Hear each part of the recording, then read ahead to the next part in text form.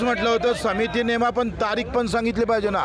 मेंढपाळाचे प्रश्न तसे आहे, मच्छीमारांचे आहे, शेतमजुरांचे आहे, दिव्यांगाचे प्रश्न बाकी आहे। भेसळयुक्त दुधाच्या संदर्भात कायदा करणार होते, त्याचं आश्वासन दिलं पण काही झालेलं नाही। जेथपर्यंत ठोस कारवाई होत नाही सगळ्या मुद्द्यावर तोपर्यंत आंदोलन माघार नाही। आता गांधीगिरी संपली, भगतसिंगगिरी सुरू झाली। कधीसुद्धा तुम्ही जशी तारीख सांगत नाही कर्जमाफीची, तसंही आम्ही तारीख सांगणार नाही, मंत्रालयात घुसल्याशिवाय राहणार नाही। भगतसिंगगिरी आता सुरुवात झालेली आहे। सरकारनं शेतकऱ्याचा मजुरांचा अंत पाहू नये।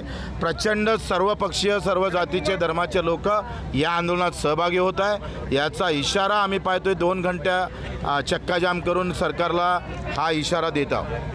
त्यामुळे मला असं वाटतं आता हा जो स्टंट आहे, भगतसिंगगिरी सुरू करू तर मग हे करू ते करू, सरकारने संपूर्ण ऐकून घेतलं। सरकारने त्यांना बऱ्यापैकी त्यांच्या आंदोलनाला आम्ही रिस्पॉन्ड केलं। मी स्वतः लेखी दिलं त्यांना की दिव्यांगाचे पैसे वाढणार ते वाढले, त्याला लेखी दिलं की कमिटी बनवणार तर कमिटी केली। त्यांच्या प्रत्येक मागण्या पूर्ण करण्याचा सरकार प्रयत्न करत आहे।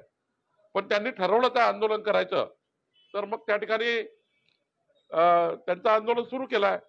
त्या ठिकाणी आंदोलन करायला त्यांची मुभा आहे, सरकार त्यांचं म्हणणं ऐकत आहे, तरी ते आंदोलन करतायत। तर मला वाटतं बघू पुढच्या काळात काय निर्णय घ्यायचे। आंदोलन केलं जाते, सरकारसोबत चर्चा होणे, सरकारशी चर्चा रोज सुरू आहे, माझ्यासोबत ते बोलतात आहे, पण तरी आंदोलन का करतात मला माहिती नाही।